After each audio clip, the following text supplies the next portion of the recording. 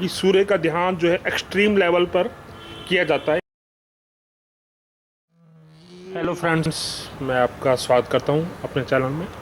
और आज की वीडियो में हम आपके सामने बात करेंगे सन ग्लेसिंग कहते हैं या सूर्य का ध्यान कैसे करें। ये बहुत ही प्रचलित होता जा रहा है वेस्ट में। और सूर्य का ध्यान एक ऐसा ध्यान है जिसका फल जो है आपको इमीडिएटली मिलने लगेगा, आपको महसूस होने लगेगा कि आपके अंदर एनर्जी आ रही है, आपके अंदर ताकत आ रही है, एक ऊष्मा का संचार होता है आपके अंदर।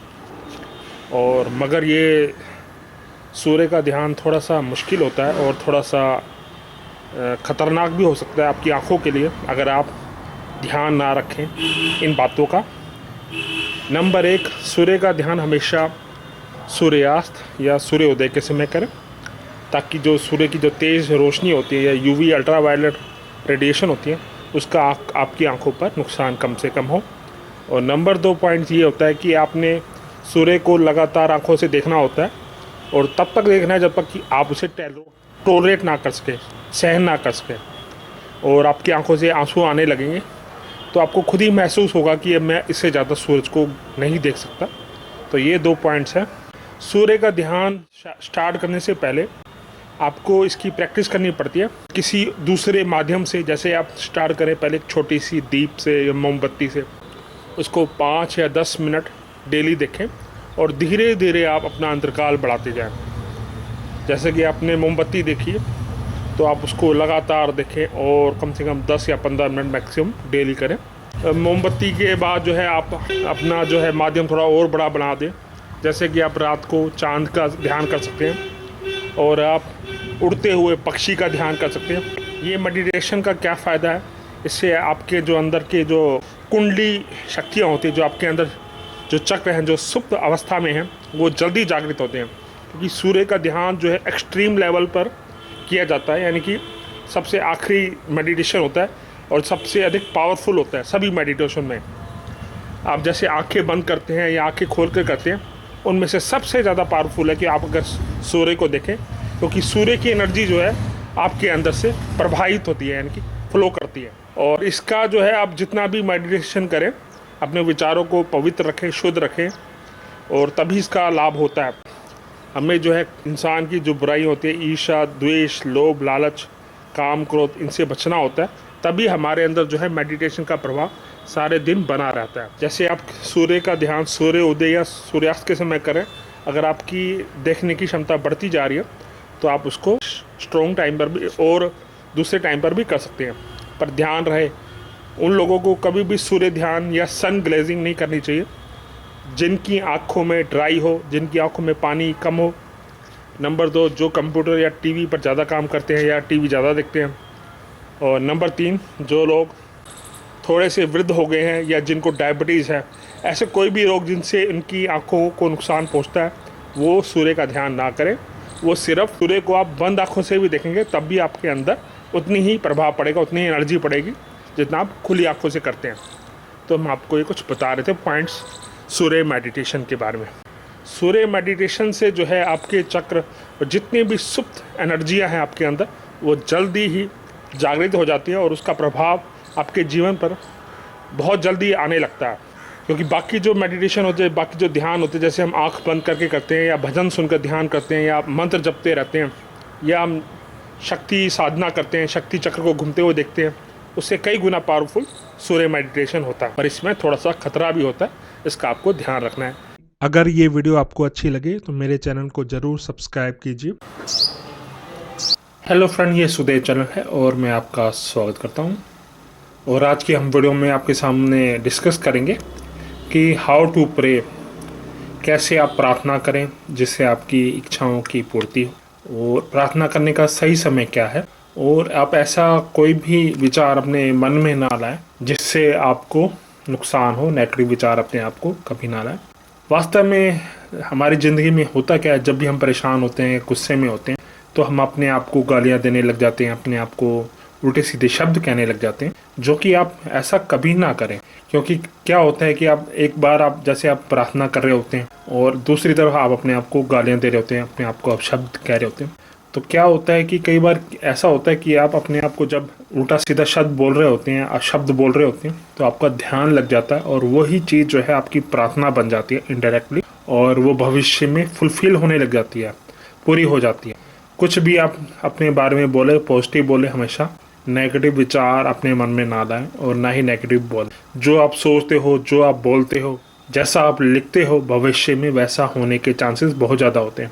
और कई लोग क्या करते हैं कि अपनी इच्छाओं को पूरी करने के लिए बार बार कॉपी पर लिखते हैं, और ये जो है एक बहुत ही अच्छा तरीका है, क्योंकि हम जितने ध्यान से हम लिखते हैं, बोलने से ज़्यादा हम ध्यान लिखने में लगाते हैं, तो आप लिखकर भी अपनी इच्छाओं को पूरी कर सकते हैं।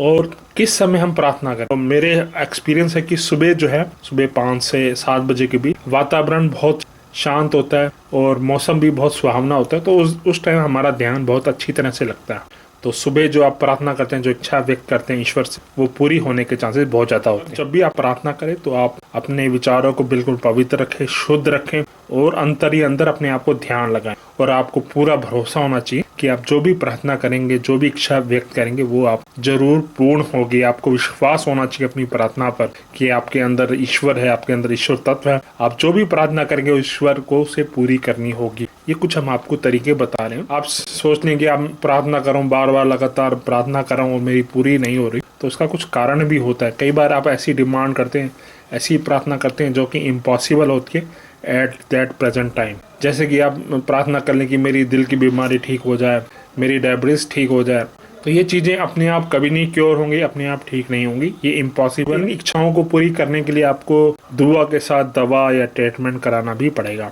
कई बार क्या होता है कि कोई भी चीज़ जो है, कर्म और प्रार्थना दोनों साथ लगे तभी पूर्ण होती है। जैसे आपके सामने पानी का कुआं है और आप प्रार्थना करें कि मुझे प्यास बुझ जाए, प्यास बुझ जाए, ऐसा कदापि नहीं होगा। आपको पानी के पास जाके पानी निकालना पड़ेगा, तभी आपकी प्यास बुझेगी। ठीक उसी प्रकार आप प्रार्थना कर सकते हैं। प्रार्थना के साथ साथ आपको कर्म भी करना होगा। कई लोग जो है इतने पवित्र होते हैं, इतने शुद्ध होते हैं, अंदर से इतने जागृत होते हैं कि उनकी प्रार्थना फलफुलित होने के लिए जो है, कई बार आपको नेचर जो है आपको कष्ट देगी। आपको उसी रास्ते पे लाने के लिए आपको थोड़ा बहुत कष्ट, कठिनाइयों का सामना करना पड़ेगा, क्योंकि जैसे ही आप प्रार्थना करेंगे वैसे ही आपका भविष्य बन जाता है। तो आप ये सोचकर चलें कि आप जो भी मांग रहे हैं, वो जो है कई बार उसको पूरा होने में समय भी लग सकता है, और उसको पूरा करने के लिए कई बार नेचर जो है आपको उस रास्ते पे लाने के लिए थोड़ा बहुत कष्ट आ सकता है। कई बार ऐसा होता है कि आपकी प्रार्थना के कारण आपके मन में विचार आते हैं कि आपको ये कर्म करना चाहिए, आपको ऐसे चलना चाहिए, आपको ऐसे जो है बिजनेस करना चाहिए, आपको कोई काम करना चाहिए। तो आपके मन में जो है विचार आएंगे, आपको ये ध्यान से समझकर उन अवसरों को, उन कार्यों को पूरा करना होता है। तो मैं आपको एक तरीका बता रहा हूँ कि कैसे प्रे करें और कैसे आपकी प्रार्थना फलीभूत होगी, पूर्ण होगी। कई लोग सोचते हैं कि मैं प्रार्थना करता रहूँगा, मैं प्रार्थना करता रहूँगा, I will become rich, I will become famous. ऐसा जबकि नहीं होता।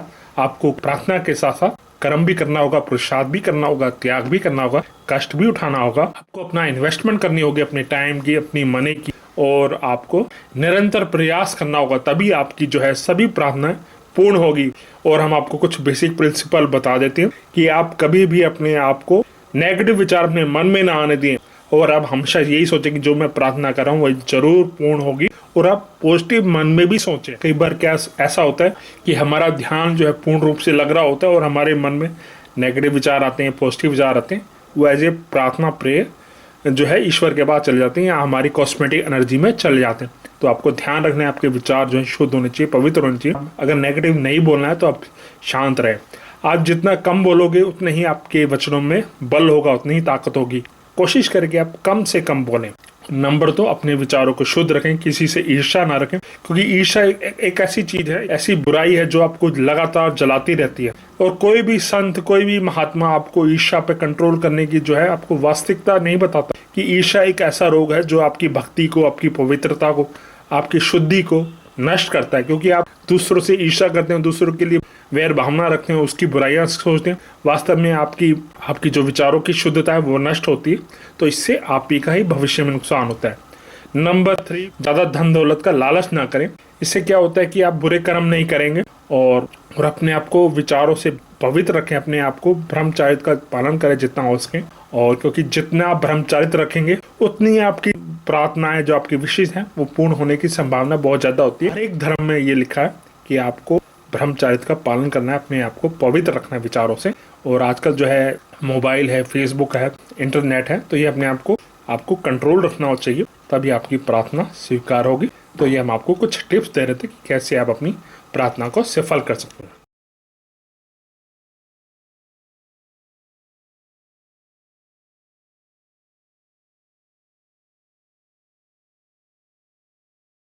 हेलो फ्रेंड, ये सुखदेव चरण है और आज के हम वीडियो में ये हमारे सामने पावर यंत्र है, मेडिटेशन यंत्र, इन्हें शक्ति यंत्र भी कहते हैं हिंदी में।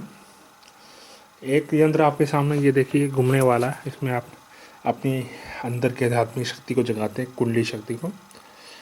तो ये घूमता है, तो इसको लगातार आपको आंखों से देखना होता है। तो तब तक देखना होता है जब तक कि आप सह सकें, टॉलरेट कर सकें, क्योंकि आपकी आंखों से 5 या 10 मिनट के बाद आंसू की बूंदें भी निकलेंगी। और उसके बाद ऐसा होता है कि इसमें ये स्थिर है, यानी कि बिल्कुल रुका हुआ है जैसे। तो हमें रोटेटिंग वाले में ध्यान लगाएंगे तो ज़्यादा इफ़ेक्ट पड़ता है, क्योंकि आंखों पर भी नुकसान पड़ता है। ये मेमोरी कंसंट्रेशन बढ़ाने के लिए एक है, ये भी अगर आप रोटेट वाला में ध्यान लगाएंगे तो आपकी कंसंट्रेशन बढ़ेगी, एकाग्रता बढ़ेगी। तो इसको बनाने का हमने एक मूविंग तरीका है जो हमने घर में बनाया देसी जुगाड़ करके। ये देखिए, ये एक साधारण सा पंखा है, उसके हमने ये एक गत्ते का लिया, काट के गत्ते पर ये हमने कागज़ का बनाया, उस पर डिज़ाइन करके चिपका दिया। तो ये थोड़ा सा हो गया है, आप इसको ध्यान रखना। और ये पंखे का हमने आगे से हटाकर ये देखिए, ये देखिए जहाँ पे पंखे की लगी होती है उसके आगे हमने ये फिक्स कर दिया। ये आप अपने कबाड़े की दुकान से या इलेक्ट्रॉनिक्स की दुकान से ये छोटा सा पार्ट लगा सकते हैं, ला सकते हैं बाज़ार से और लगा सकते हैं, इसको चिपका देते हैं। और यहाँ पे स्पीड रेगुलेटर लगा दिया। इसमें पहले 3 पावर वाला होता था, हमने ये मल्टीपल लगा दिया, 7 पावर वाला रेगुलेटर लगा दिए। ये देखिए जो बाज़ार में मिल जाता है। तो एक ये मूविंग पावर यंत्र बना दिए, तो क्योंकि इससे आपकी जो इफ़ेक्ट है, आपकी कम समय में आपके अंदर एकाग्रता बहुत जल्दी पैदा होती है, और आपके कुंडली जो है साधना है उसमें भी ये बहुत ईज़िली हेल्प करता है। क्योंकि अपनी आप अंदर की साधना को जगाने के लिए, केंद्र को जगाने के लिए एक साइंटिफिक मेथड होता है, एक प्योर तरीका होता है। तो ये यंत्र का उसमें सहायक करता है। तो आपके सामने ये एक मैनुअली हमने बनाया हुआ है। ये हमने एक टेबल फैन को बनाया हुआ है। आप एक छोटा सा होता है जो लटकाने वाला होता है, उससे भी आप कर सकते हैं। ये हम आपको ये दिखाते हैं, निकाल के दिखाइए प्लीज़। ये देखिए एक सिंपल सा मैकेनिक है। ये देखिए, ये इसमें ये डंडा होता है जिसमें पंखड़ी का लगा होता है, इसी के डिज़ाइन का। तो ये हमने एक लोकल बाज़ार से लिया और इसके साथ एक गत्ता लगा दिया वाशर के नट के थ्रू, और उसके ऊपर ये चिपका दिया। तो आप देख सकते हैं कि हमने यहाँ से जो चारों तरफ टेबल फैन के लगे होते हैं, पंखुड़ियाँ वगैरह सब हमने हटा दिया, और ये आराम से लग जाता है। और इसको हम प्लास से टाइट कर देते हैं और उसके बाद ये पावर से आराम से चल जाता है। तो आप ये एक मूविंग पावर यंत्र अपने घर में लगा सकते हैं। जिनको मेडिटेशन पसंद है, जो अपना एकाग्रता के लिए ध्यान लगाते हैं, तो उसके लिए एक बहुत ही अच्छा सलूशन है जो आप अपने घर में कर सकते हैं। तो ये एक हमारा एक कंसेप्ट है जो आप विदेशों में तो मेडिटेशन के काफ़ी यंत्र, पावरफुल यंत्र मिल जाते हैं। तो हम आपको दूसरा छोटा वाला भी दिखाएंगे। विंग पावर यंत्र में आपको ध्यान रखना होता है कि आपकी आंखें ड्राई ना हो। अगर आप ज़्यादा मेडिटेशन करते हैं तो आपकी आंखों से आंसू बार बार निकलता है। तो आपको ऐसे फल सब्जी खाना चाहिए जिसमें विटामिन ए हो, तो आपकी आँखें का जो है पानी है वो जल्द से जल्द भर सके। धन्यवाद।